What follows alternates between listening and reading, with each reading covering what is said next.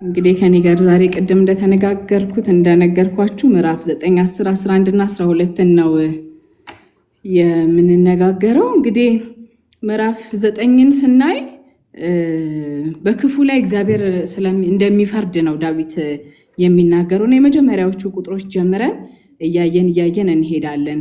እንግዲህ መጀመሪያ ላይ እግዚአብሔር ሆይ በፍጹም ልቤ አመሰግንሃለሁ፣ ስለ ድንቅ ስራዎች ሁሉ እናገራለሁ፣ በአንተ ደስ ይለኛል ሐሴትም አደርጋለሁ፣ ልዑል ሆይ ስምህን በመዝሙር እወድሳለሁ ብሎ ይጀምራል። ከዛ እኮ በጣም ብዙ ችግሮችን ይናገራል። ግን መጀመሪያ እሱ በምንድን ነው የገባው? በምስጋና ነው የገባው። ወደ እግዚአብሔር ሲገባ ማለት ነው። ምስጋና ኢዝ ዘ ጌት። ወዳጆቼ ባለፍንበት ጎዳና ሁሉ በእግዚአብሔር ፊት ወደ ጸሎት ስንቀርብ ምስጋና በር ነው፣ አልፈን የምንገባበት በር ነውና እግዚአብሔር ሆይ በፍጹም ልቤ አመሰግንሃለሁ ይላልና ይሄ ፍጹም ልብ በሙሉ ልቤ ነው የሚለው እኛ የምናነብበት። እኔ አዲሱ መደበኛ ትርጉም ነው፣ በሱ ነው እያነበብኩ ያለሁትና ይሄ ያኛው በሙሉ ልቤ ይላል። with all of my heart ባልተከፋፈለ ልብ በሙሉ ልቤ አመሰግንሃለሁ ይላል።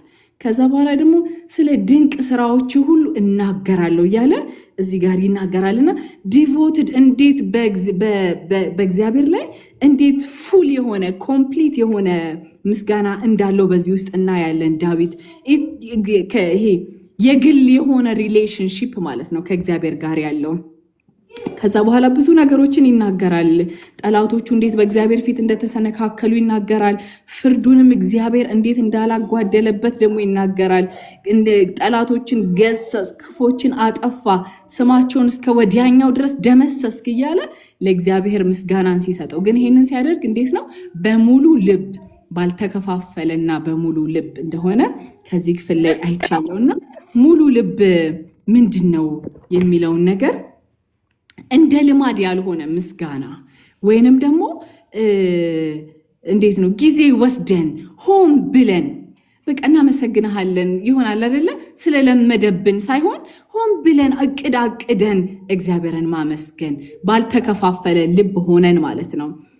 ይሄ የተከፈለ ልብ አንድ ኮሜንተሪ ሳነብ እንዲያውም half heart is no heart ይላል። በቃ ግማሽ ልብ ምንም ለእግዚአብሔር እንደሰጠኸው ኮንሲደር አይደረግም። half heart is no heart ምንም በቃ እንዳላመሰገንን ወይንም ለእግዚአብሔር ቦታና ሪስፔክት እንዳልሰጠነው ነው ኮንሲደር የሚያደርገው የሚል ነገር ያነበብኩ ነበርና የኪዳኑ አምላክ እንደሆነ ዳዊት ሲያመሰግነው እግዚአብሔርን በሙሉ ልብ የዳዊት ሙሉ ልብ ለእግዚአብሔር እንደሚገባ ወይም ሞርዝ እንደሚያደርገው ያቅ ነበር። ወዳጆች እግዚአብሔር የኛ ሙሉ ልብ ይገባዋል። በተከፋፈለ ልብ አይደለም እሱ ልናመልከው የሚገባው፣ በተከፋፈለ ልብ አይደለም እግዚአብሔርን ልናመሰግን የሚገባውና ይሄ ሆል ሃርት በሙሉ ልቤ በፍጹም ልቤ አምላክን እግዚአብሔርን በፍጹም ልብህ ውደድ የሚለው ቃል ማለት ነው። ከዚህ በፊት ተምረነዋልና ባልተከፋፈለ በፍጹም በሆነና ሙሉ ኮምፕሊት በሆነ ልባችን እግዚአብሔርን መውደድ ራሳችንን ማስለመድ አለብን ማለት ነው። ደግሞ ይሄ ስናመሰግን ብቻ ሳይሆን ስናገለግልም በሙሉ ልብ እንድናገለግል ባልተከፋፈል። ይሄ እንዴት ነው እንደው በእግዚአብሔር ቤት ውስጥ ልግምተኝነት እንዳለ እኔ በብዙ ነገር አይቻቃለሁኝ። እኔም ራሴ በእግዚአብሔር ቤት ውስጥ በእግዚአብሔር መንግስት ውስጥ ስለግም ራሴን አግኝቼው አውቃለሁኝ። የምችለውን ነገር አልችልም ብዬ ስለግም አግኝቼው አውቃለሁ ራሴን። የሚገርማችሁና በጣም በቃ ለእግዚአብሔር ካገለገልን በሙሉ ልብ ማገልገል ባልተከፋፈለ ልብ ማለት ነው ለአገልግሎት ከጠራን። ከዛ በኋላ ደግሞ ይናገራል እዚሁ ላይ ስራዎችን እናገራለሁኝ ይላል። ስራዎችን ተአምራቶችን እናገራለሁኝ። ቢካዝ ዳዊት ብዙ ተአምራት የተደረገለት ሰው ነው። ከዚህ በፊት የእግዚአብሔርን እጅ የሚያውቅ ሰው ነው እና እንደ አንድ አምልኮ ከዝማሬ በተለየ እንደ አንድ አምልኮ የሚያስበው ምንድነው? ስራህን እናገራለሁኝ፣ ስለ ድንቅ ስራዎችህ እናገራለሁኝ ይላልና ፉል የሆነ ሪሌሽንሺፕ ከእግዚአብሔር ጋር እግዚአብሔር ያደረገልንን ነገር ለሰዎች ስንናገር ስንመሰክር ኢትስ አ ፓርት ኦፍ ወርሺፕ እንደ አምልኮ ነው የሚቆጠረው ማለት ነው። እግዚአብሔር አላደረገልንም ብዙ ነገር እኮ አድርጎልናል። ግን ከጓደኞቻችን ጋር እንኳን ስንገናኝ አንዳንድ ጊዜ ስለ ጌታ አናወራም። ለምን? አልተደረገልንም? እግዚአብሔር ያደረገልን ድንቅ ስራዎች የለም አለ። ራሳችንን ስላላስለመድ ነው። ግን ዳዊት ተአምራቶችህን እናገራለሁኝ ይላል። ከዛ በኋላ ደግሞ በአንተ ደስ ይለኛል ሐሴትም አደርጋለሁ ይላል። በአንተ ደስ ይለኛል ሐሴትም አደርጋለሁ። በማን ነው ደስ የሚለው? ስለዚህ ምን ይላል? በአንተ ደስ ይለኛል ሐሴትም አደርጋለሁ ይላል። ደስ የሚለው ዳዊት በእግዚአብሔር በራሱ ነው እንጂ እግዚአብሔር ባደረገለት ነገር፣ እግዚአብሔር በባረከው በረከት፣ እግዚአብሔር በሰጠው በረከት በአንተ በራስህ ደስ ይለኛል። ይሁን የረካን ሰው አታዩም? እዚህ ጋር ያረፈን ሰው አታዩም? እዚህ ጋር ከዛ በኋላ በጣም ብዙ ችግሮችን ልናይ እንችላለን። ግን አሁን ምን ይላል? በቃ እግዚአብሔር በፍጹም ልቤ አመሰግንሃለሁ፣ ስለ ድንቅ ስራዎችህ እናገራለሁ፣ በአንተ ደስ ይለኛል ሐሴትም አደርጋለሁ። ወዳጆቼ ሐሴት እንዴት አድርጌ ነው በደንብ ልገልጸው የምችለው ብዬ እያሰብኩኝ ነበረ። ቀንም ሐሴት ውጤት ነው። የተደረገልንን ነገር ለዛ ነገር የምንሰጠው ምላሽ ነው እንጂ ሐሴት ጎል አይደለም፣ ግብ አይደለም። ደስ እንዲለኝ ነው ማገባው አይባልም። ልጅ ከወለድኩ ነው ደስ የሚለኝ አይባልም። ሐሴት የማደርገው እንደዚህ ከመጣ ነው አይባልም። ግብ አይደለም። ደስታ ግብ አይደለም፣ ውጤት ነው። አሁን የምንኖረውን ኑሮ በክርስቶስ ኢየሱስ ስናርፍ ሐሴት ዲፎልት ነው። በጣም ብዙ ነገሮች አሁን ላይ መጥተው አስደስተውን ሊሄዱ ይችላሉ። ይሄ ግን የማይንቀሳቀስ ነው። ሐሴት በሁኔታዎች መውጣትና መውረድ የሚንገጫገጭ ሳይሆን እግዚአብሔር ማንነት ላይ ቤዝ ያደረገ ነው። በአንተ በራስህ በምትሰጠኝ ሳይሆን በምትባርከኝ ሳይሆን በአንተ በራስህ ደስ ይለኛል። ሐሴት ማለት በራሱ ማለት ነው። ከዛ በኋላ ልዑል ሆይ ስምህን በመዝሙር እወድሳለሁ ይላል። ደግሞ ቀጥሎ ሃሌሉያ። ልዑል ሆይ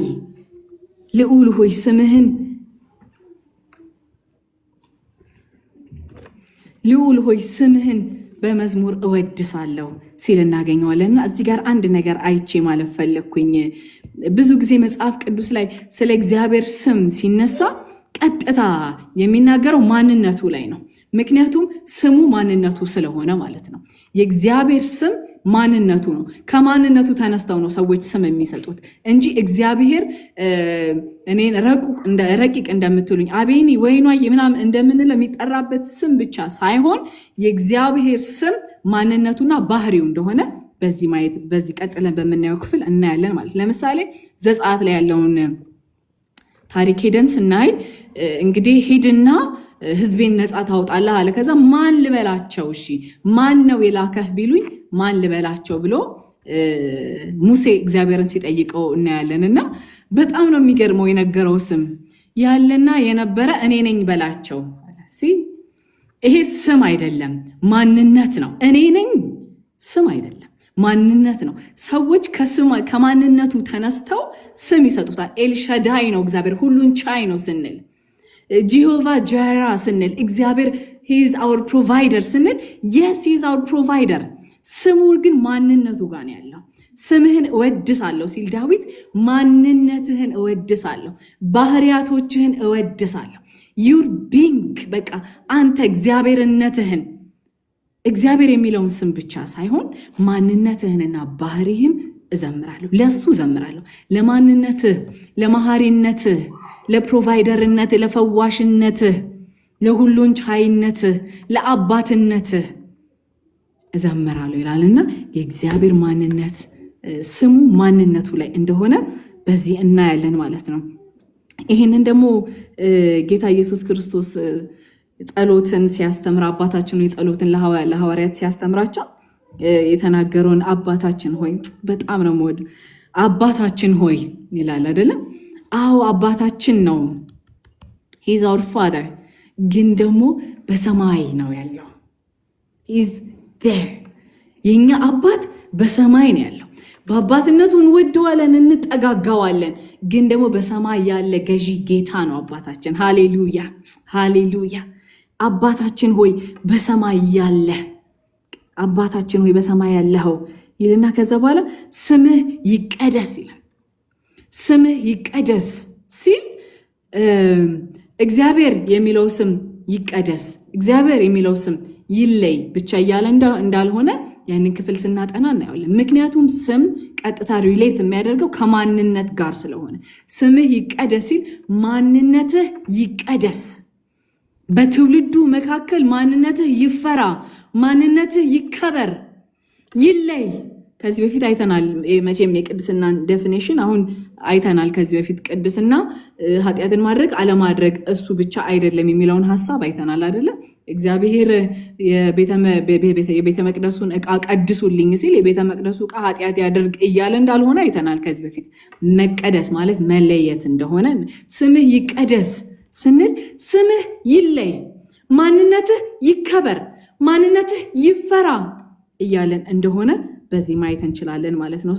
ስምህና ስሙና ማንነቱ አንድ ነው። ለስምህ እዘምራለሁ ሲለው ለማንነትህ በአንተ ደስ ይለኛል ያለው ራሱ እግዚአብሔር፣ በአንተ ደስ ይለኛል የተባለው እግዚአብሔር ደግሞ ለሱ ሐሴትን የምናደርግበት ለሱ ለራሱ ለእግዚአብሔር እንዘምራለን፣ እንቀኛለን።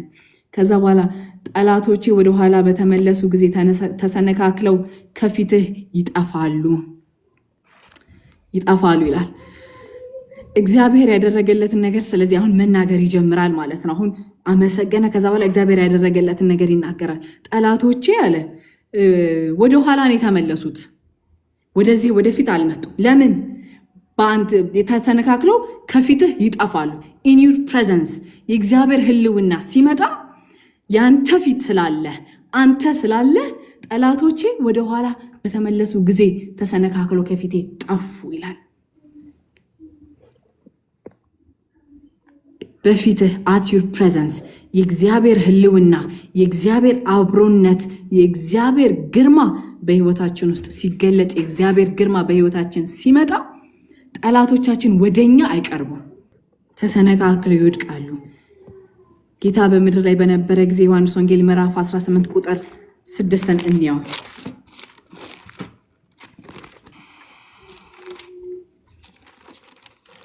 ምዕራፍ 18 ቁጥር 6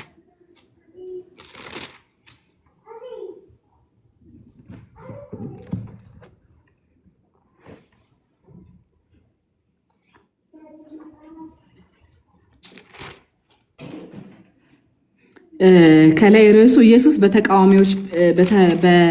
በተቃዋሚዎቹ መያዙን የሚገልጽ ክፍል ነውና ከዛ በኋላ ይጠይቁታል። ማን ነው እንደዚህ የሚያደርገው እያሉ ሲጠይቁት እርሱም ይላል እኔ ነኝ፣ እርሱም እኔ ነኝ ባለ ጊዜ ወደኋላ አፈግፈገው ወደ መሬት ወደቁ ይላል። የእግዚአብሔር ህልውና፣ የመንፈስ ቅዱስ ህልውና አብሮን ሲኖር ጠላት ወደኛ መቅረብ አይችልም። በቃ ተሰነካክለው ይወድቃሉ። የእግዚአብሔር ክብር ሲገለጥ ጠላት ይመለሳል፣ ይሰነካከላል። ከዛ በኋላ ደግሞ ፍርዴንና በቀሌን አድርገህልኛልና ይላል ቁጥር 5 ላይ ማለት ነው። ፍርዴንና በቀሌን አድርገህልኛልና ይላል። ከዛ ደግሞ ጉዳይን ይለዋል። ደግሞ አዲሱ መደበኛ ትርጉም ጉዳይን ይዘህልኛል፣ መብቴን ማይ ራይት ኤንድ ማይ ኮዝ እያለ ደግሞ ይናገራል እዚህ ጋር ዳዊት ማለት ነው። ምን ይላል? ፍርዴንና ጉዳይ በአንተ እጅ ላይ ናቸው፣ ቅን ፍርድ እየሰጠህ በዙፋንህ ላይ ተቀምጠሃል። እግዚአብሔር ቅን ፈራጅ አምላክ ነው። ዳዊት ኬዝ አለበት፣ ጉዳይ አለበት። ከዛ ደግሞ ፍርድን ደግሞ ይፈልጋል። ሁለቱም ጉዳይ በእግዚአብሔር እጅ ናቸው ያሉት። ስለዚህ ምን ይለዋል እግዚአብሔርን ሲያመሰግነው? ፍርዴንና ጉዳይ በአንተ እጅ ላይ ናቸው፣ ቅን ፍርድን እየሰጠ በዙፋንህ ተቀምጠሃል ይለዋል ማለት ነው። እግዚአብሔር በሆኑ በግጭቶች መካከል ይሄ ኒውትራል ሆኖ ጥጉን ይዞ የሚቀመጥ አምላክ አይደለም። እግዚአብሔር በጻድቅ ሳይድ ነው ያለው። እግዚአብሔር አንዳንድ ጊዜ ሰዎችን በጣም እየጨቆንን የሰዎች እንባ ላይ ቆመን እግዚአብሔር ከኔ ጋር ነው እንላለን። አይደለም። እንኳን እግዚአብሔር ይቅርና አንድ በጣም ጥሩ ሞራል ያለው ሰው ከኛ አጠገብ ሊሆን አይችልም። በዚህ ኬዝ ላይ እግዚአብሔር ሁል ጊዜ ጻድቅ አምላክ ነው። እኛ ክርስቲያኖች ነን። በክርስቶስ ኢየሱስ እግዚአብሔር ታርቆናል፣ አባት ሆኖናል። ሆኖናል። ግን እግዚአብሔር ፍጥረተ ዓለሙን በሙሉ በጽድቅና በፍትህ የሚያስተዳድር አምላክ ነው። ስለዚህ ፍርዴንና በቀሌን አድርገህልኛል ይለዋል። ቅን ፍርድን እየሰጠህ በዙፋንህ ላይ ተቀምጠሃል ይላል። እግዚአብሔር ከቅኖች ጋር፣ ቅንን ፍርድ የሚሰጠው እግዚአብሔር ከቅኖች ጋር ነው። እግዚአብሔር he is on my side፣ እግዚአብሔር በእኔ ሳይድ ነው ካልኩኝ ሜክ ሹር እናንተ በእግዚአብሔር ሳይድ መሆናችሁ። እኛ በእግዚአብሔር ሳይድ ከሆነን ራሳችንን ለዚህ ቃል አስገዝተን የምንኖር ከሆነ ይሄ ቃል ያሰመረልኝ ድረስ እማላልፍ ከሆነ ያኔ እግዚአብሔር ከኔ ጋር ነው ብል ያምርብኛል። ብዙ ጊዜ እግዚአብሔር ከኔ ጋር ነው ያልን ያልነበረበት ጊዜ ሊኖር ይችላል። ሰዎችን እየጨቆነን ሰዎች እያዘኑ እግዚአብሔር ከኔ ጋር ነው ማለት እግዚአብሔር አይዘበትበትም። ሰው የዘራውን ያንኑ ስለሚያጭድ ማለት ነው።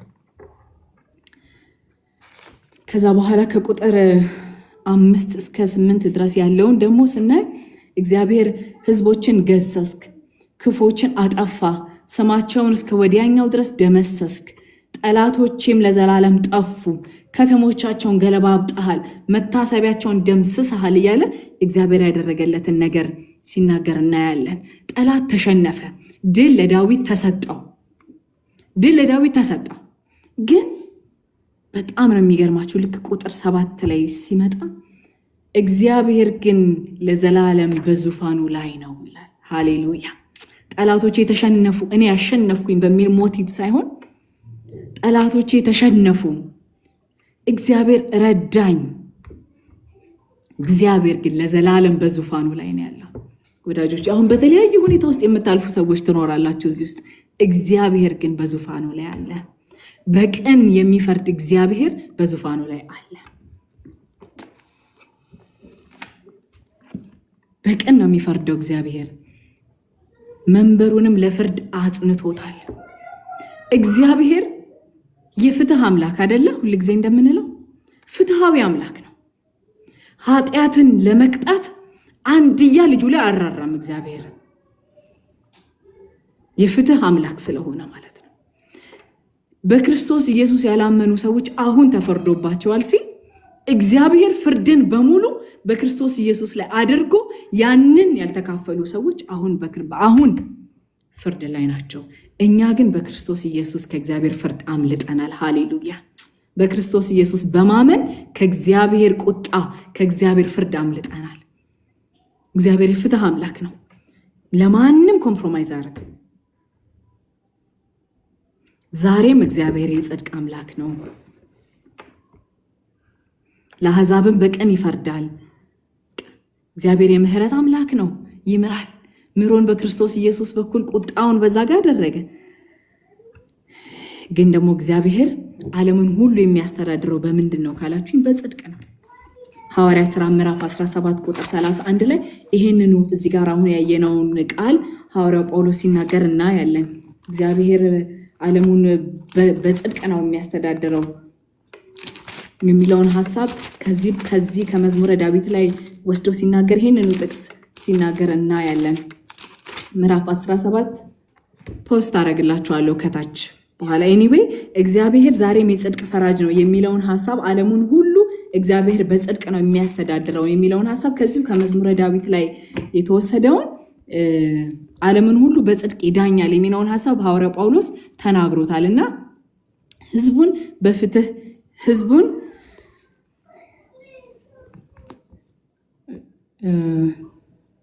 ሕዝቡን በፍትህ ይገዛል። እግዚአብሔር ለተጨቆኑት አምባ ነው፣ በመከራ ጊዜ መጠጊያ ይሆናቸዋል።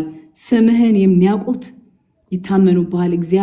እግዚአብሔር ሆይ የሚሹህን አትተዋቸውም ሲል በዚህ ክፍል ላይ እናያለን። እና እዚህ ጋር አንድ በጣም ስትረስ አድርጌ ዛሬ ለመናገር የፈለግኩት አንድ ፓርት ስምህን የሚያውቁ ይታመኑብሃል የሚል ክፍል አለና ስለ ስሙን እግዚአብሔርን ስለማወቅ አሁን ለአማኞች የተሰጠን አንድ ያለን ነገር እግዚአብሔርን ማወቅ ነው።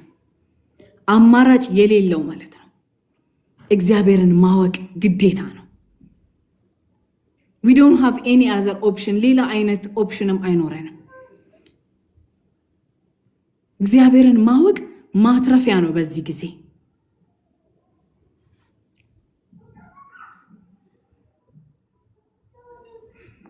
ሞኝ በቃ በልቡ አምላክ የለም ይላል የእግዚአብሔር ቃል አይደል? አምላክ የለም ይላል። ቀጥሎ ምዕራፍ 10 ላይ እናየዋለን። አምላክ የለም ይላል። እኛ ግን አምላክ አለን አለ የለም የሚል ነገር ውስጥ ሳይሆን ያለ ነው። አምላክ አለን እንወቀው ነው። ሞር እንወቀው። እግዚአብሔር በእርግጥ ከመታወቅ በላይ ነው። ግን እግዚአብሔርን ስናውቀው እግዚአብሔርን በማወቅ ውስጥ ግን በረከት አለ። ማንነታችንን እናውቃለን። እኛም እግዚአብሔርን ሳናውቀው እንዴት እንታመነዋለን? ቀጥሎ እኮ ስምህን የሚያውቁ ይታመኑብሃል ይላል። እግዚአብሔርን የምናውቀው ስናውቀው ነው የምናምነው። ትረስት ሪሌሽንሺፕ ነው። እኔ የማላውቀውን ሰው እንዴት አድርጌ አምናለሁኝ? ወይ ደግሞ በድንገት በመንገድ ላይ እንደዚህ ሳልፍ የተዋወቅኩትን ሰው እንዴት አምናለሁኝ? ስለዚህ ከእግዚአብሔር ጋር ሪሌሽንሺፕ ማድረግ ከእግዚአብሔር ጋር ፐርሰናል የሆነ ኢንቲሜሲ ሲኖረን እግዚአብሔርን እናምነዋለን። ይታመኑባል። የሚያውቁ ናቸው የሚታመኑበት። እግዚአብሔርን የሚያውቁ ይታመኑባል ይላል። ከዛ በኋላ ደግሞ እግዚአብሔር ሆይ እግዚአብሔርን የሚሹትን አይተውም ይላል። ስለዚህ ማወቅ፣ እግዚአብሔርን ማወቅ፣ እግዚአብሔርን መታመን፣ እግዚአብሔርን መፈለግ፣ እነዚህ 3 ነገሮች ለአንድ ክርስቲያን ማንዳቶሪ በቃ ግዴታ ነው። ሲጀመር እግዚአብሔርን ማወቅ ዶክትሪን ኦፍ ጋድ ኢትስ አ ፕሮፐር ዶክትሪን በቃ ማለት ተገቢ የሆነ አንድ ክርስቲያን ሊያውቀው የሚገባ ነገር ነው። እግዚአብሔርን ማለት እማናውቀው ነገር እንዴት እንከተላለን? በኢንፎርሜሽን ብቻ በአሉ ሰሚ ሳይሆን ራሱን እግዚአብሔርን አውቀ ነው። ሆሴዕ ምዕራፍ 6 ከቁጥር 3 እስከ 6 ያለውን እናንተ አንብቡ። እግዚአብሔርን ማወቅ። ከዛ በኋላ እግዚአብሔርን ስናውቀው የሚያውቀው ይታመኑባል። እግዚአብሔር ሆይ የሚሹህን ሲክ የሚያደርጉህን የሚፈልጉህን አትተዋቸው። አስቀድማችሁ ጽድቁንና መንግስቱን ፈልጉ ሌላው ሁሉ ይጨመርላችኋል ይላል እግዚአብሔር ቃል። ስናውቀው እናምነዋለን። ስናምነው የበለጠ እንፈልገዋለን፣ የበለጠ እንወደዋለን። ዛሬ እግዚአብሔር ይሄንን ልብ ይጨምርብን፣ ይሄንን አፒታይት ዛሬ ይጨምርልን። እግዚአብሔርን የማወቅ ረሃብ በኢየሱስ ስም ዛሬ በእኛ ላይ ይምጣ። አውቄዋለሁ ከዚህ በላይማ ምኑን ልወቀው ከሚል ትዕቢት እግዚአብሔር ይጠብቀን። እግዚአብሔርን አናውቀውም ወዳጆቼ። ስናውቀው አዲስ ነው፣ ዕለት ዕለት አዲስ ነው፣ ማለዳ አዲስ ነው እግዚአብሔር። አናውቀውም እግዚአብሔርን።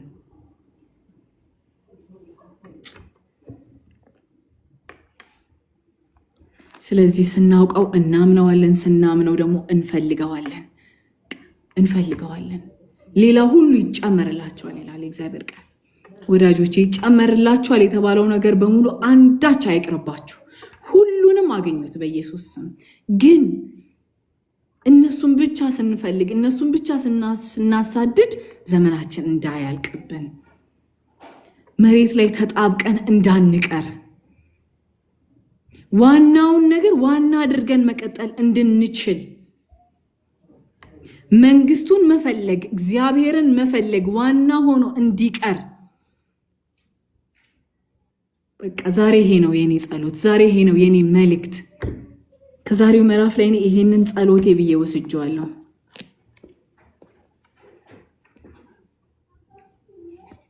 እግዚአብሔር ማንንም አይተውም። ስምህን የሚያውቁ ይታመኑብሃል። እግዚአብሔር ሆይ የሚሹህን አትተዋቸው። ማንንም ትቶ አያውቅም እግዚአብሔር። ማንንም ጥሎ አያውቅም እግዚአብሔር።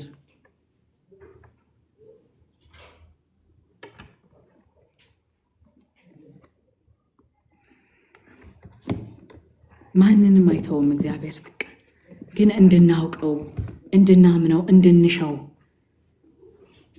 ስናውቃቸው ስለሆነ ምን ወዳቸው ስናውቃቸው ስለሆነ ትረስት የምናደርጋቸው ሳውቃቸው ስለሆነ እኔ አሁን አንድ ሰው ተዋውቄ በጣም ያንን ሰው ደጋግሜ ካላገኘሁት አብሬው ካልጸለይኩኝ አብሬ ሪሌሽንሺፕ ካልፈጠርኩኝ ጓደኛ ካላደረግኩኝ እንዴት አድርጌ ትረስት አደርገዋለሁ? ድጋሚስ ያንን ሰው ለማግኘት እንዴት እንትን ይኖረናል?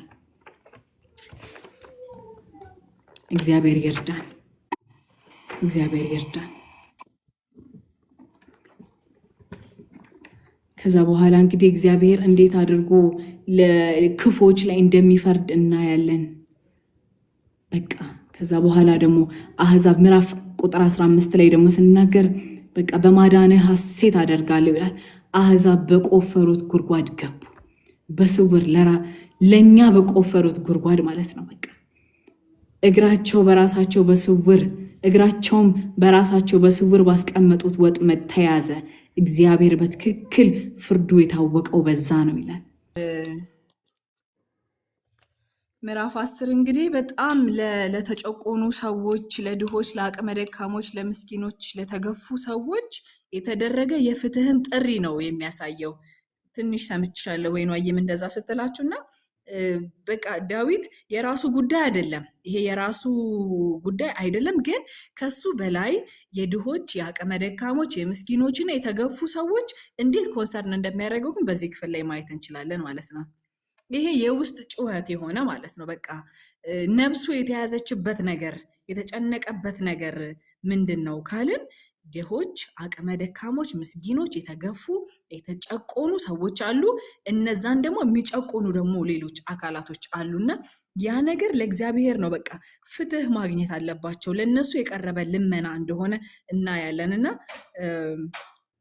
ጌታም እንግዲህ እንደምታውቁት ሁልጊዜ ጌታ ኢየሱስ ክርስቶስ የመጣው ራሱ አመጣጡ ለድሆች ነው አይደለ? ጥሪያችንም እናንተ ድሆች ወይ ሸክም የከበዳችሁ ነው የሚለውና በትክክል በዚህ በመዝሙር 10 ላይ ዳዊት የኢየሱስ ክርስቶስን ልብ ፖርትሬ ያደረገበት ክፍል ነው ይሄና ጥቅም የሌላቸው በማህበረሰብ ውስጥ በጣም የተገፉ ሰዎችን ኢዝሊ የሚረሱ የማይታመኑ በሰዎች ዘንድ በጣም የማይፈለጉን ሰዎች ሲጨቆኑ ግን ኖ ብሎ በመካከል ሲቆም እናየዋለን። አሁን ያነበብኳት ቁጥር 1 ነው። ለምን እንደዚህ ርቀህ ቆምክ? ለምንስ ትሰወራለህ? ይላልና እንግዲህ ከተፈጠረው ችግር በላይ ከነዚህ ከአቅመ ደካሞች እየተጨቆኑ ነው፣ ድሆች እንዲህ እየተጨቆኑ ነው። ከዛ ችግር በላይ በጣም ኮንሰርን ያደረገው ዳዊትን ምንድነው? የእግዚአብሔር አብሮ አለመሆን። ርቀህ ቆምክ፣ ለምን ተሰወርክ ብሎ ኮንሰርን ሲያደርገው በዚህ ክፍል ላይ እናያለን እና የእግዚአብሔር አብሮነት ለዳዊት ሁሉ ነገሩ እንደሆነ በዚህ ክፍል ላይ እናያለን። ከዛ በኋላ ቁጥር 3 ላይ በጣም ጊዜው ስለሄደ እኔ በጣም የነካኝን ፓርት ብቻ ነው እየተናገርኩኝ የማልፈው ማለት ነው። ክፉ ሰው ከትዕቢቱ የተነሳ እግዚአብሔርን አይፈልግም፣ በሐሳቡም እግዚአብሔር የለም ይላል። አያችሁ ለምን እግዚአብሔር የለም እንደሚል እንትኑ ራሱ ሞቲቭ ራሱ ለምንድን ነው እግዚአብሔርን የለም የሚል? ከትዕቢቱ የተነሳ። ወዳጆች እግዚአብሔር የለም የሚሉ ሰዎች ማለት ነው የእግዚአብሔር መኖርና አለመኖር አይደለም ኢሹ እነሱ በህይወታቸው ላይ በሞራላቸው ላይ በአካሄዳቸው ላይ ባለስልጣንን ያለመፈለግና እንደፈለጉ የፈለጉትን ነገር ለማድረግ ነው። በዚህ ክፍል ላይ እንደሚያሳየን በሐሳቡም እግዚአብሔር የለም ይላል። ለምን ሲባል ክፉ ሰው ከትዕቢቱ የተነሳ ትዕቢቱን በምንድን ነው ጀስቲፋይ የሚያደርገው? እግዚአብሔር የለም ይላል። እግዚአብሔር የለም ካለ ማንም አይከሰውም። በልቡ የታተመለት ራሱ ህገ ልቦናው ራሱ በቃ እንዳይሆን አድርጎ ማለት ነው። እግዚአብሔር የለም የሚሉት ለምንድን ነው ሲባል ከትዕቢታቸው የተነሳ እንጂ እግዚአብሔር ሳይኖር ቀርቷል። እነሱ ራሱ እግዚአብሔር የሚሉት ለምንድን ነው? ደጋግመው እግዚአብሔር ስላለ ውስጣቸው ስለሚጮህባቸው ነው እግዚአብሔር የለም የሚሉት። ግን ዋና ምክንያታቸው ምንድን ነው? በአካሄዳቸው ላይ በህይወታቸው ላይ በሞራላቸው ላይ ባለስልጣን ስለማይፈልጉ ከእግዚአብሔር ሀሳብ ጋር ከመሄድ ይልቅ እግዚአብሔር የለም የሚል የትዕቢትን ንግግርና ይሄ የውስጥ ሞቲቭ ነው። ማለት ነው። ከዛ ቁጥር 12 ላይ እንሄዳለን። ቁጥር 12 ላይ እንግዲህ እግዚአብሔር ከዛ በኋላ ይሄ ከ2 እስከ 11 ያለው እንዴት አድርገው እንደጨቆኗቸው ነው የሚያሳየው። በቃ ከዛ በኋላ ምን ይላሉ? እግዚአብሔር ረስቷል፣ ፊቱንም ሸፍኗል፣ በፍጹም አያይም ሲሉ ደግሞ እናያለን። እግዚአብሔር አያይም። ማናቸው እንደዚህ የሚሉት? ጨቋኞቹ ራሳቸው። ከዛ በኋላ ቁጥር 12 ላይ እግዚአብሔር ሆይ ተነስ፣ አምላክ ሆይ ክንድህን አንሳ ብሎ ደግሞ ዳዊት በመሃል ገብቶ ሲማልል እናየዋለን። ከዛ በኋላ በቃ ሰዎቹ እንደነገርኳችሁ የሚረሱ ናቸው። ከዛ በኋላ ክንድህን አንሳ፣ በቃ ኃይልህን ይልና ከዛ በኋላ ቁጥር 14 ላይ ደግሞ እግዚአብሔር በእግዚአብሔር ፍትህ ላይ ያለውን ኮንፊደንስ ደግሞ እናያለን። አንተ ግን መከራንና ሐዘንን ታያለህ፣ በእጅህም ዋጋ ለመክፈል ትመለከታለህ። ምስኪኑም ራሱን በአንተ ላይ ይጣል፣ አንተም ለድሃ አደጉ ረዳት ነህ ብሎ ደግሞ በእግዚአብሔር ላይ ያለውን ኮንፊደንስ ሲናገር እናያለን ማለት ነው። ምስኪኑም አንተ ላይ ራሱን ይጣል፣ በቃ ይጣል፣ አንተ ለድሃ አደጉ ረዳት ነህ እያለ በእግዚአብሔር ላይ ያለውን ኮንፊደንስ እና እነዛ የተጨቆኑ ሰዎች አንድ ቀን ነፃ እንደሚወጡ ደግሞ ዳዊት በዚህ ሆፕ ያደርጋል። ልክ ምዕራፍ ቁጥር 16 እና 18 ላይ ደግሞ ስለ እግዚአብሔር ይናገራል። ራሱ እግዚአብሔር ከዘላለም እስከ ዘላለም ንጉስ ነው፣ ህዝቦችም ከምድሩ ይጠፋሉ፣ እግዚአብሔር ግን አይጠፋም። ሌሎች ነገስታቶች ሊመጡ ይችላሉ፣ ሊሄዱ ይችላሉ፣ ለዘላለም አይነግሱም፣ ግን ለዘላለም የሚነግስ አንድ አለ። ከዛ በኋላ እግዚአብሔር ከዘላለም እስከ ዘላለም ንጉስ ነው ይላል ማለት ነው በዚህ ክፍል ላይ። ከዛ በኋላ ቁጥር 17 ላይ በጣም በጣም በጣም ዛሬ ልቤን የነካኝ ቃል ነው። ምን ይላል? ጆሮም ይላል የልባቸውን ሐሳብ አደመጠች ይላል። አልተናገሩትም እኮ ወዳጆቼ፣ አልተናገሩትም። ግን እግዚአብሔር ያደመጠው ምናቸው ነው? የልባቸውን ሐሳብ። ከጭቆናቸው የተነሳ ከደረሰባቸው መከራ የተነሳ አልተናገሩም። እነዚህ ሰዎች ኮምፕሌን አላደረጉም። ግን እግዚአብሔር ጆሮም የልባቸውን ሐሳብ አደመጠች ይላል። ሃሌሉያ! እግዚአብሔር ያዳምጣል። እግዚአብሔር አለ፣ ፊቱ አልተሸፈነም። ያያል፣ እግዚአብሔር ያያል። እንኳን የተናገርነውን አይደለም፣ እንኳን የሰራነውን አይደለም፣ ጆሮም የልባቸውን ሐሳብ አደመጠች ይላል። ሃሌሉያ! ከዛ በኋላ እግዚአብሔር በቃ የእንግሊዝኛው ደግሞ ፕሪፔር አደረገው ነው የሚለው፣ ልባቸውን አዘጋጀላቸው ይላል። በቃ እንዴት በቃ እኔ እግዚአብሔር ምን አይነት እግዚአብሔር ነው! በቃ እውነት እንድንጸልይ ከሱ ጋር ህብረት እንድናደርግ ልባችንን ያዘጋጅልናል። ከዛ ይሰማናል፣ ከዛ ይመልስልናል። አይገርምም? አይገርምም? እግዚአብሔር አለ ወዳጆች፣ አለ እግዚአብሔር።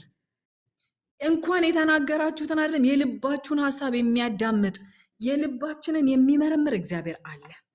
እንደ ፍቃዱ እንድንጸልይ ግን እግዚአብሔር ይርዳን። ከዛ በኋላ ሲጀመር የት ነህ? ርቀህ ቆምክ። በቃ እግዚአብሔር ሆይ ለምን እንዲህ ርቀህ ቆምክ ያለው ዳዊት፣ ቀጥሎ ግን መጨረሻ ላይ ሲዘጋ አለ፣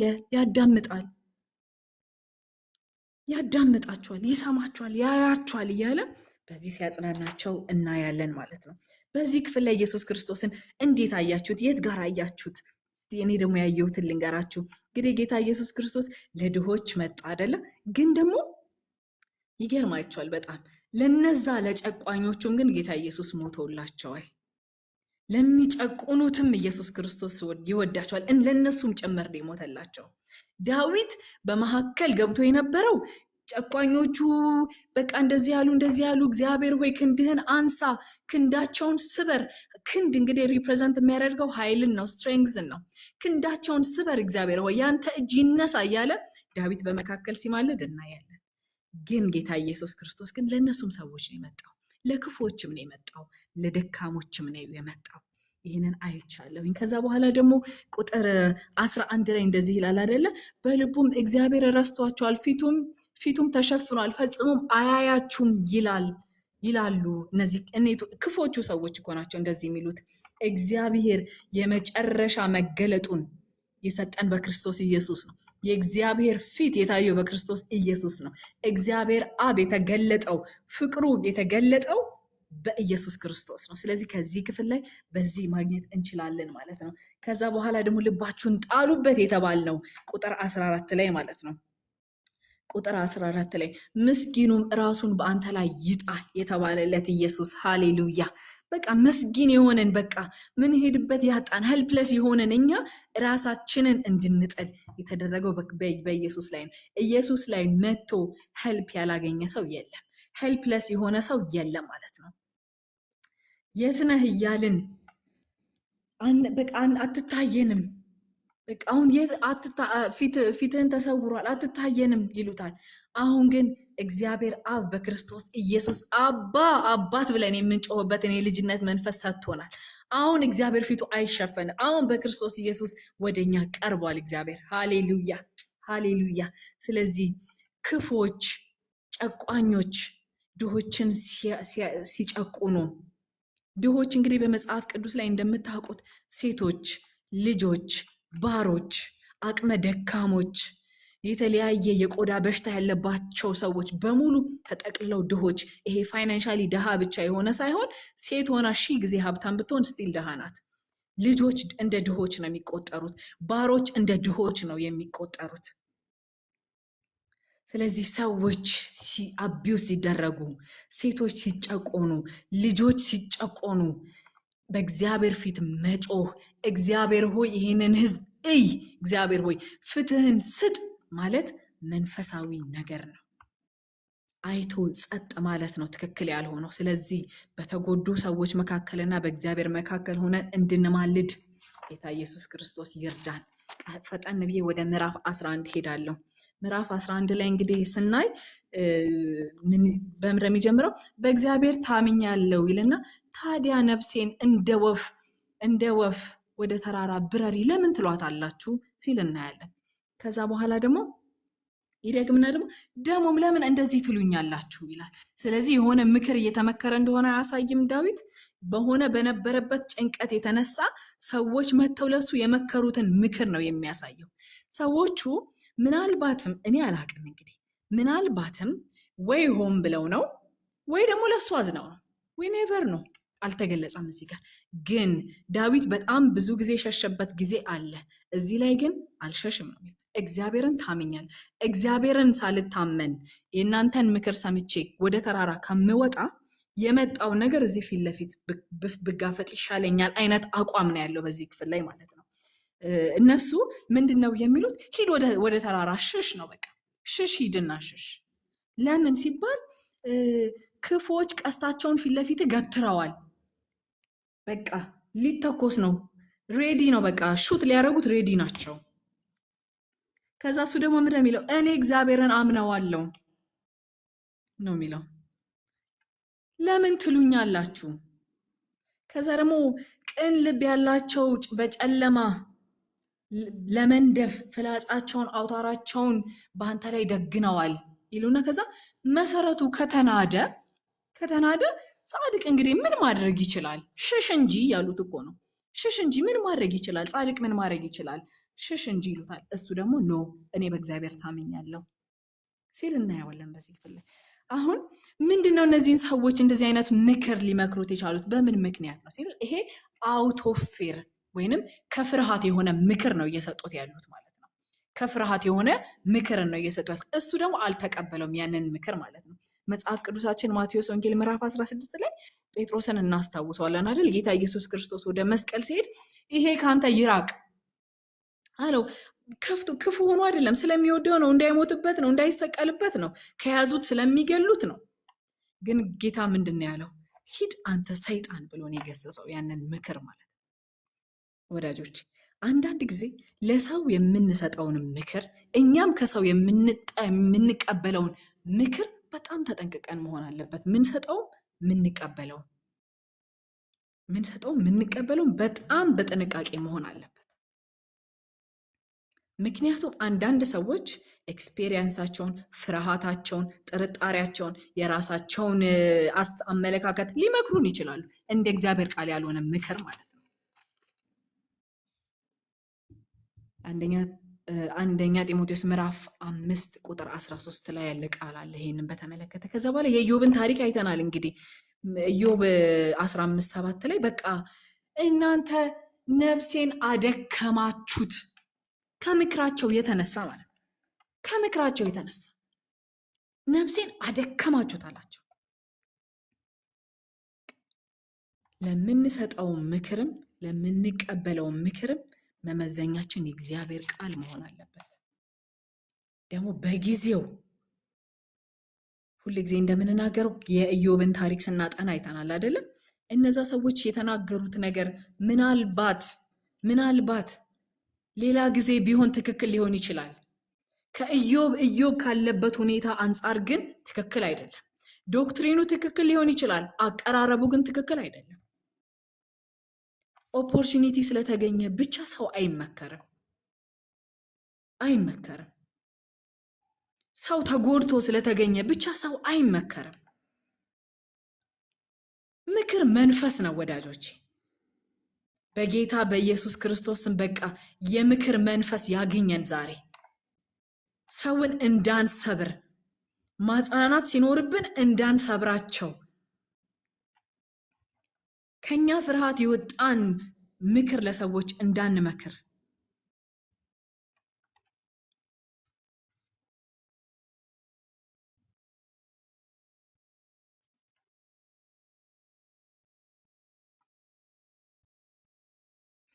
ከዛ በኋላ ደግሞ በጨለማ ሲክሬትሊ አታክ ሊያረጉት እንደሆነ ደግሞ ይነግሩታል አይደለ? ጨለማን በመንደፍ ፍላጻቸውን በአውታራችሁ ላይ ደግነዋል ብለው ደግሞ አሁንም ፍርሃትን ሲለቁበት እናያለን ዳዊት ላይ።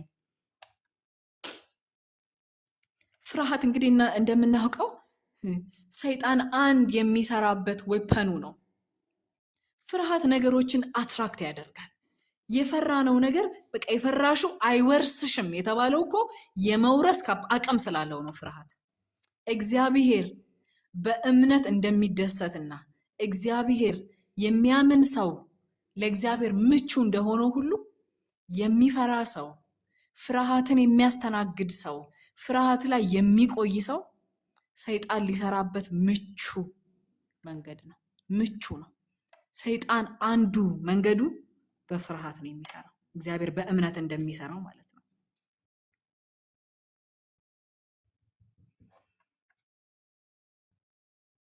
ስለዚህ እነሱ ከፍርሃታቸው የወጣ ምክርን ሲመክሩት፣ ዳዊት ግን በእምነት ነበር የሚመልስላቸው። ከዛ በኋላ ምን ይላል? ቁጥር 4 ላይ እግዚአብሔር በተቀደሰ መቅደሱ አለ፣ የእግዚአብሔር ዙፋን በሰማይ ነው ይላቸዋል። በጣም ነው እኮ የሚገርመው። እነሱ ለሱ አዝነው ሂድ ጥፋ፣ ሂድ እንደዚህ ቀስታቸውን ገትረዋል፣ በማታ ሊመጡብህ ነው፣ ሂድ ጥፋ፣ መሰረቱ ተንዷል፣ እንግዲህ አንተ ጻድቅ ነህ፣ ምን ማድረግ ትችላለህ ከመጥፋት ውጪ? እንደ ወፍ ብረር ወደ ተራራዋ እንጂ ሂድ እያሉ ሲመክሩት፣ ዳዊት ቁጥር 4 ላይ እግዚአብሔር በተቀደሰ መቅደሱ አለ፣ የእግዚአብሔር ዙፋን በሰማይ ነው ይላል። በጣም ነው እኮ የሚገርመው። አይንቀሳቀስም የእግዚአብሔር ዙፋን። እግዚአብሔር አለ።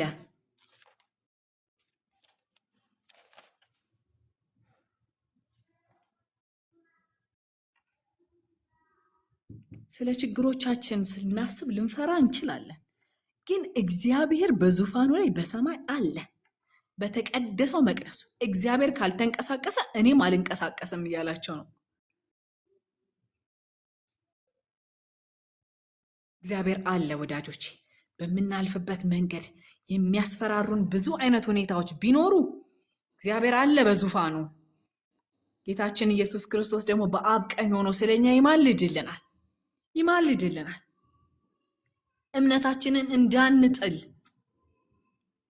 ከመጣው መከራ ብዛት፣ ከሚያስፈራው ነገር ብዛት እምነታችንን እንዳንጥል ጌታ ይማልድልናል። አለ፣ እግዚአብሔር ዙፋን አለ።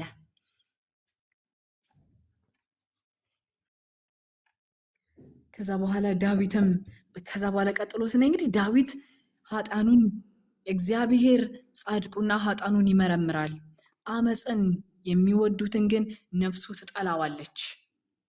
አሁን በዚህ ሴናሪዮ በመዝሙር 11 ሴናሪዮ ዳዊት አመፀኛ አይደለም። ዳዊት ከእግዚአብሔር ጋር ነው ተካክሎ በእግዚአብሔር ሳይድ ነው ያለው። ስለዚህ እነዛ ጠላቶቹን አልፈራቸውም። እንዲያም የጠላቶቹ እድል ፈንታ ምን እንደሆነ ከታች ይናገራል። አልፈራም። እነሱ ነፍሱን እግዚአብሔር ይጠላቸዋል። እግዚአብሔር ሲጠላ ይደቃሉ። አመፃን የሚወዱ ግን ነፍሱ ትጠላቸዋለች ይላል። ከዛ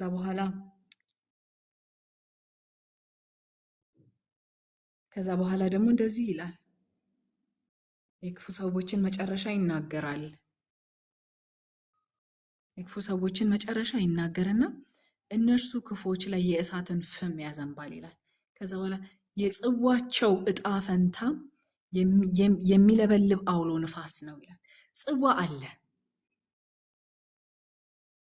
እዛ ጽዋ ውስጥ ምንድን ነው ያለው ብትሉ የእግዚአብሔር ፍርድ ነው ያለው። እነዚህ ክፉ ሰዎች እግዚአብሔርን አመፃን ሊያደርጉ የወደዱ እግዚአብሔር የሚጠላቸው ከእግዚአብሔር ጋር አጌነስት የሆኑ ሰዎች የሚጠብቃቸው አንድ ጽዋ አለ፣ አንድ ካፕ አለ የሚጠጡት። ምንድነው ያ ካፕ ካላችሁኝ፣ የእግዚአብሔር ቁጣ፣ የእግዚአብሔር ፍትህ አለ። ጽዋ ይጠብቃቸዋል ወዳጆች። መጽሐፍ ቅዱሳችን ላይ ማቴዎስ ወንጌል ላይ ጌታ ኢየሱስ ክርስቶስ የጠጣት ያቺ ጽዋ ውስጧ ያለባት የእግዚአብሔር ቁጣ፣ የእግዚአብሔር ፍትህ ብትወድ አባት ወይ እቺ ጽዋ ከኔ ትለፍ ያለው ውስጧ ምን እንዳለ ስለሚያውቅ ነው። የእግዚአብሔር ቁጣ አለበት። የኔና የናንተ የሱ አይደለም። እሱማ ኃጢአትን አላደረገም፣ አይገባውም። ግን ስለኔና ስለናንተ ያንን ጽዋ ጭልጥ አድርጎ ጌታ ኢየሱስ ጠጥቷል። የእግዚአብሔርን ቁጣ፣ የእግዚአብሔርን ፍትህ ኢየሱስ ወስዷል። ስለዚህ ክፉዎችን የሚጠብቀው ያ ጽዋ ጌታ ኢየሱስ ክርስቶስ ለአንዴና ለመጨረሻ ጊዜ ወስዶታል። አሁን በሱ ያመነ ያ ጽዋ ይጠብቀው። ያንን ጽዋ ጌታ ኢየሱስ ጠጥቶልናል።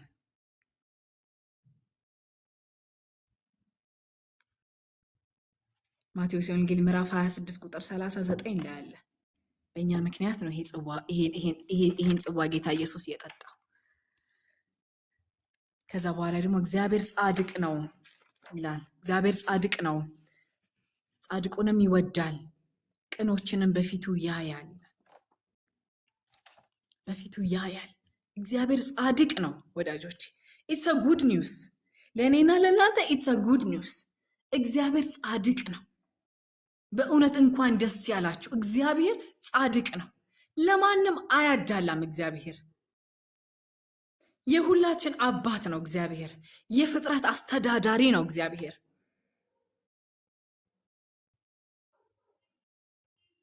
ከዛ ጻድቅንም ይወዳል ይላል። አዲሱ መደበኛ የጽድቅን ስራም ይወዳል ይላል። የጽድቅን ስራንም ይወዳል። እግዚአብሔር የጽድቅን ስራ ይወዳል። ምን ማለት ነው? ለመጽደቃችን ስራ እንስራ ማለት ነው? አይደለም፣ አይደለም። ምንም አንሰራም። እኛማ ጽዋችን ተጠጥቶልን እግዚአብሔር አብ በክርስቶስ ታርቆን በእምነት ነው የጸደቅነው። እኛ ግን ስላመንን ጻድቅ ስለሆንን የሚጠበቅብን መልካም የህይወት ምልልስና መልካም የሆነ ስራ ግን አለ። እሱን እግዚአብሔር ይወደዋል። እግዚአብሔር የጽድቅን ስራ ይወዳል። ቅዱሳን ድነን ብቻ ቁጭ እንድንል አይደለም የእግዚአብሔር ሐሳብ። መልካሙን ስራ ለማድረግ የተፈጠር ነው። ስለዚህ እግዚአብሔር የጽድቅን ስራ ይወዳል። ከዛ ለው ቅኖች ፊቱን ያያል። ልበ ንጹሐን እግዚአብሔርን ያዩታል አለ ጌታ ኢየሱስ።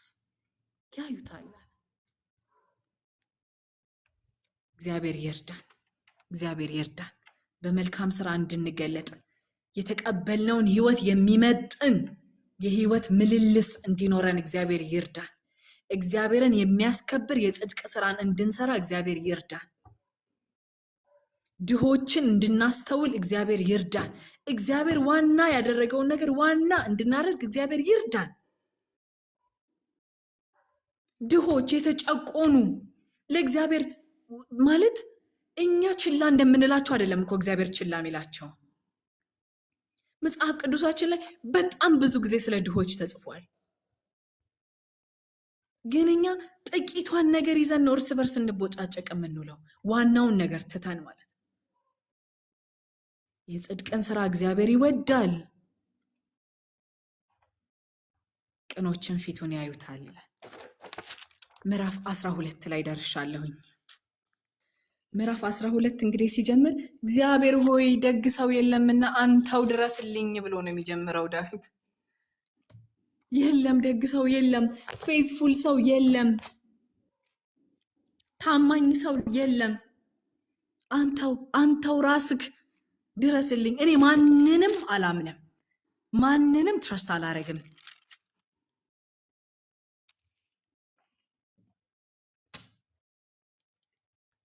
ይሄ መዝሙር 12 መቼ የዳዊት የየትኛው የህይወት ክፍሉ ላይ ነው ይሄንን መዝሙር የጻፈው ብዬ አንዳንድ ነገሮችን ለማጥናት ስሞክር ከሳኦል ሸሽቶ በነበረ ሰዓት፣ ሳኦል ለህይወቱ ያሳደደው የነበረ ሰዓት ነው ይሄ መዝሙር 12 የተጻፈው። እና ምን ይላል? ጌታ ሆይ ድረስልኝ፣ ደግ ሰው የለምና አንተው ድረስልኝ በቃ ይላል ዳዊት። ፌዝፉል ሰው የለም። እርስ በርሳቸው ውሸትን ይነጋገራሉ፣ በሽንገላ ከንፈር በሁለት ልብ ይናገራሉ ይላል ማለት ነው።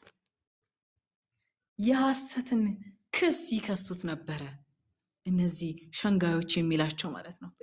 በሱ ዙሪያ የነበሩ ሰዎች በሱ ጋር በሳኦልም ጋር እያወሩ ዳዊትን በሐሰት እየከሰሱ ዳዊትን እያታለሉት በአንደበታቸው ዳዊትን እያሙት በሰዎች ሽንገላ በሰዎች ሸንጋይ ከንፈር በጣም ጊቫፕ ያደረገበት ጊዜ ነበር።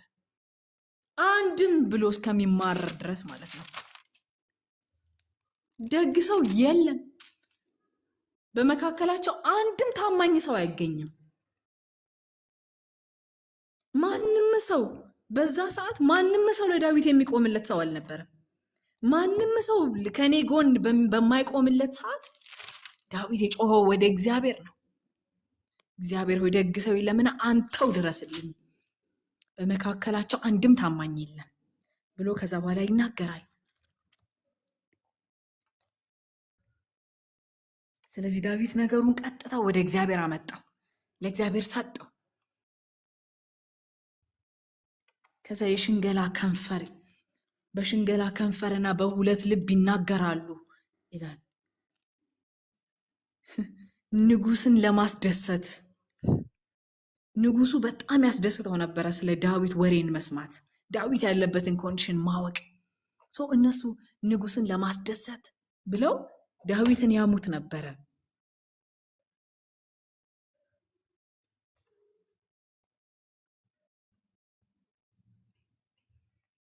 ወሬን በማውራት ሰዎችን በማማት ሌሎች ሰዎችን ለማስደሰት የሚሞክሩ ሰዎች አሉ። በቃ ለዛ ሰው ወሬ ብቻ ይዘህለት ሂድ እንጂ በቃ ሌላ ነገር በቃ ምንም አይፈልግም።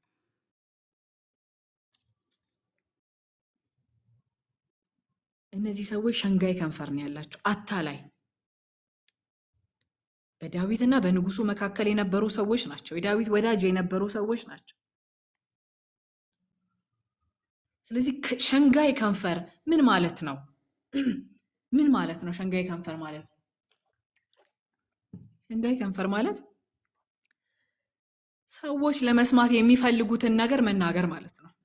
እውነቱን ሳይሆን ትክክለኛውን ነገር ሳይሆን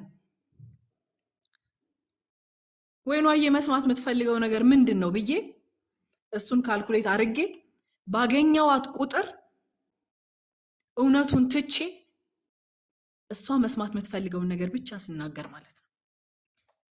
በእውነት እኔ በጣም ነው የገረመኝ የዚህ ሸንጋይ ከንፈር ብዛት በዚህ ጊዜ። አቤት በዚህ ጊዜ ህዝቡ ምንድነው እንዲሰበክለት የሚፈልገው? ምንድነው? እውነቱ ቁጭ ብሎ ቃሉ ቁጭ ብሎ የእግዚአብሔር ቃል እያለ ህዝቡ ምንድነው የሚፈልገው? ዛሬ ደግሞ ምን ይሰበክ? አገልጋይ ሲመጣ እኔ ዛሬ ምን ልስበክልክ ቸርችክ? እግዚአብሔር ምህረት ያደርግልን። በእውነት እግዚአብሔር ምህረት ያደርግልን። ከዛ ደግሞ ስለ ሁለት ልብ ያነሳል። ሁለት ልብ፣ አንድ ልብ ቸርች፣ አንድ ልብ ውጪ፣ አንድ ልብ ከቅዱሳን ጋር ህብረት ሳደርግ፣ አንድ ልብ ደግሞ ካላመኑ ቤተሰቦቼ ጋር በጣም ነው የሚገርመው።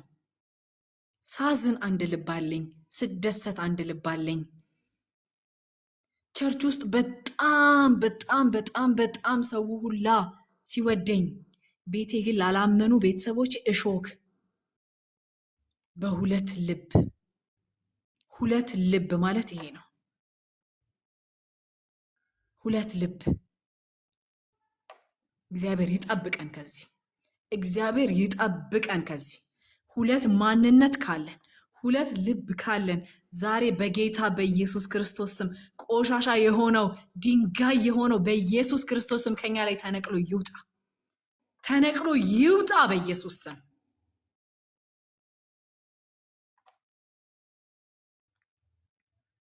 ከቅዱሳን ጋር ህብረት ሳደርግ በጣም ለስላሳ ነኝ። ቤቴ ስገባ ባሌ ላይ ግን እማልታዘዝ ነኝ። እግዚአብሔር ይጠብቀን ከዚህ። ሁለት ልብ ይዞ ከመንቀሳቀስ እግዚአብሔር ይጠብቀን።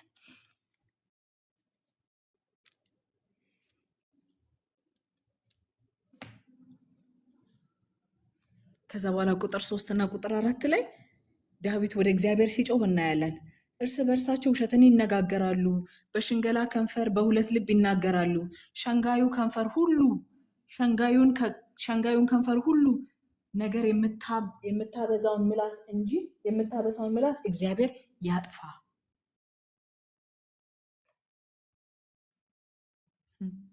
አይገርምም?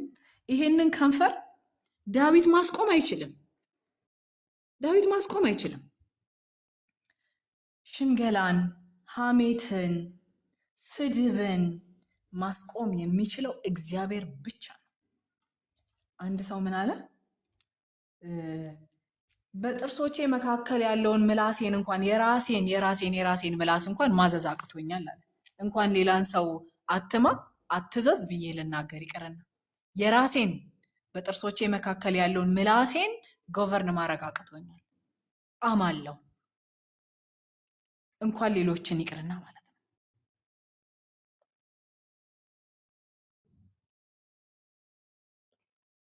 እንዳያወሩ ማድረግ አንችልም። ስለኔ እንዳያሙ ማድረግ አልችልም። እንዳይረግሙኝ ማድረግ አልችልም። እንዳይረግሙኝ ማድረግ አልችልም። ግን እግዚአብሔር አለ። እግዚአብሔር ዛሬ በጌታ በኢየሱስ ክርስቶስ ስም አንደበታችን ላይ ጠባቂ ያስቀምጥልን። ዳዊት እንደዚህ ያለ አንደበቴ ላይ ጠባቂን አኑርልኝ ብሎ ጸለየ። አንደበታችን ላይ እግዚአብሔር ዛሬ ጠባቂን ያስቀምጥ። ምክንያቱም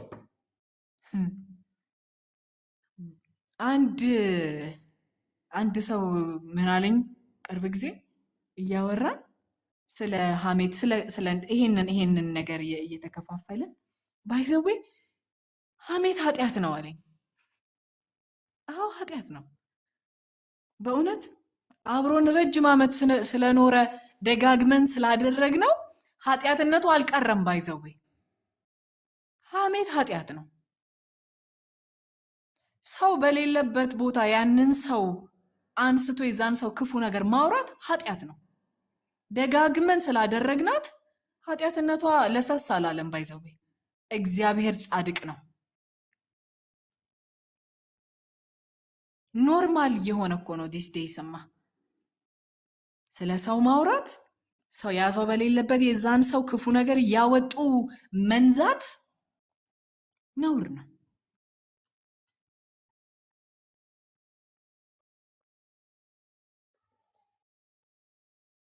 አንድ ሰው ምን አለ? ከ40 ዓመት በላይ ያገለገለ ሰው ነውና በጣም ብዙ ካውንስሊንጎች ላይ ያገለግላል። በጣም የእግዚአብሔርን ቃል ያስተምራልና በዚህ በ40 ዓመት ጉዞዬ ውስጥ አለ በጣም ብዙ ሰዎች መጥተው የተለያየ አይነት ችግራቸውን ነግረውኛል፣ ጸልየናል። ግን አንድም ቀን አንድ ሰው መጥቶ የሐሜት ችግር አለብኝ አማለሁኝ፣ በቃ እሱን ነገሬን እኔ ላቆም አልቻልኩኝም እና አይ ኒድ ሄልፕ ያለ ሰው ግን ገጥሞኝ አያውቅም። ለምን መሰላችሁ? የሐሜት ክፋቱን ልንገራችሁ። የሐሜት ክፋት በሰው ላይ እናውቀዋለን ሐሜት እንደሆነ፣ በራሳችን ላይ ግን አናውቀውም። እኛ ስናደርገው አናስተውልም። ሰው ላይ ነው እንጂ ራሳችን ላይ አናየው። ዛሬ እግዚአብሔር ይረዳናል። ይሄን ቆሻሻ ነገር ከህይወታችን ነቅሎ ይጥለዋል። ቆሻሻ ነገር ነው፣ ለራስ አይታወቅም። ኢሳይያስ 6 ላይ እንግዲህ የምናውቀው ቃል አለና እኔ በዚህ ቃል ብንጸልይ በጣም ደስ ይለኛል። በቃ ኢሳይያስ ጌታ እግዚአብሔር ሲገለጥለት እግዚአብሔር ሆይ ያለ በቃ ወደቀ። እኔ እኮ አፋቸው በረከሰባቸው ህዝብ መካከል የምኖር አፌ የረከሰብኝ ሰው ነኝ። ከዛ በኋላ መልአኩም የእሳትን ጉጠት አንስቶ አፉን ዳሰሰው ይላል። ሃሌሉያ! ዛሬ በጌታ በኢየሱስ ክርስቶስ ስም አንደበታችንን ይህ እሳት ያገኘው። እግዚአብሔር ሆይ በኢየሱስ ስም እኔ ጸልያለሁ። ጌታ ሆይ በኢየሱስ ክርስቶስ ስም እግዚአብሔር ሆይ ይሄ እሳት ዛሬ አንደበታችንን እንዲነካን እንዲለውጠን፣ እግዚአብሔር ሆይ የማያንጽ ነገር ከኛ አንደበት እንዳይወጣ በጌታ በኢየሱስ ክርስቶስ ስም እኔ ጸልያለሁ።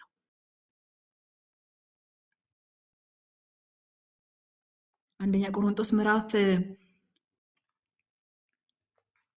ምዕራፍ 6 ቁጥር 20 ላይ በዋጋ ተገዝታችኋል ይላል። ስለዚህ ሁለመናችን ሰውነታችን በሙሉ ለእግዚአብሔር ሕያውና ቅዱስ መስዋዕት ነው። እንግዲህ ሰውነታችን ውስጥ አለች አፋችንም ወዳጆች በዋጋ ተገዝታለች። የፈለገውን የመጣው ነገር ሁሉ አይወራም።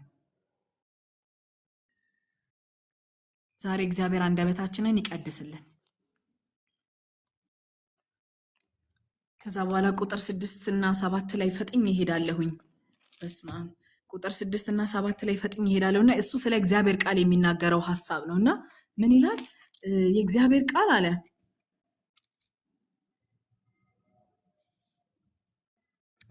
6 ላይ የእግዚአብሔር ቃል የጠራ ቃል ነው፣ 7 ጊዜም እንደተጣራ በምድር ላይም እንዳለ እንደተፈተነ ብር ነው ይላል። የእግዚአብሔር ቃልና የሰው ቃል ይለያያል። የሰው ቃል ሸንጋይ ነው፣ የእግዚአብሔር ቃል ግን የነጠረ ነው፣ ንጹህ ነው፣ ፒውር ነው። 7 ጊዜ እንደተጣራ ብር ይላል። ቆሻሻ ነገር የለበትም። የእግዚአብሔር ቃል የለበትም። ንጹህ ነው ቃሉ፣ ፒውር ነው ቃሉ። የሰው ቃል ሸንጋይ ነው፣ ግን የእግዚአብሔር ቃል ንጹህና ፒውር ነው። የሰው ቃል ወይ የስ ነው ወይ ኖ ነው። የእግዚአብሔር ቃል ግን የስ እና አሜን ነው። ሃሌሉያ! አንዳች የሚወጣበት ነገር የለም። አንዳች ጭንከን የለውም። አንዳች ስህተት የለውም። የእግዚአብሔር ቃል 7 ጊዜ እንደተጣራ ወርቅ፣ 7 ጊዜ እንደተጣራ ብር ነው ይላል። ወዳጆቼ 7 ጊዜ ብር ሲጣራ መጨረሻ ላይ የኦውነሩን የብሩን ባለቤት ጎንበስ ብሎ ሲያየው የራሱን መልክ እስከሚያንጸባርቅበት ድረስ ያ ብር መንጻት አለበት። 7ኛው መንጻት ማለት እሱ ነው። ባለቤቱ ጎንበስ ብሎ ያንን የቀለጠ ብር ሲያይ የራሱን መልክ ካላየ አልጸዳም ማለት ነው። ሃሌሉያ! ሃሌሉያ! የእግዚአብሔር ቃል የነጠረ ነው። የእግዚአብሔር ቃል ፒውር ነው፣ ቆሻሻ የለበትም። ትክክል ነው። የእግዚአብሔር መልክ ይታይበታል። እኛም ጠጋ ስንል እዛ ውስጥ የራሳችንን መልክ እናያለን። እንደ መስታወታችን ነው፣ መልካችንን እናይበታለን። እቺ ነገርሽ ቆሻሻ ናት ጠረጊ ይለኛል። እቺ ጋር አራግፊ አይጠቅምሽም ይለኛል። የእግዚአብሔር ቃል ፒውር ነው። የእግዚአብሔር ቃል የነጠረ ነው። የእግዚአብሔር ቃል እይታን ይጨምራል፣ ጠባብነትን ያስወግዳል። ያ የ7 ጊዜ የተጣራ ሲልቨር ያለው ሰው እኮ በጣም ሀብታም ነው። ባይዘው በጣም ሀብታም ነው። የእግዚአብሔር ቃል ባለጠግነትን ይሰጣል። የአይምሮ ባለጠግነትን ይሰጣል። አይምሮን ይከፍታል። እኔ ዊትነስ ነኝ ለዚህ፣ እኔ ምስክር ነኝ ለዚህ።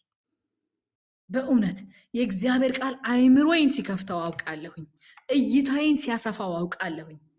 እግዚአብሔርን ለማወቅ እንድንበለጽግ ያደርገናል። ይሄ ንጹህ የሆነ የእግዚአብሔር ቃል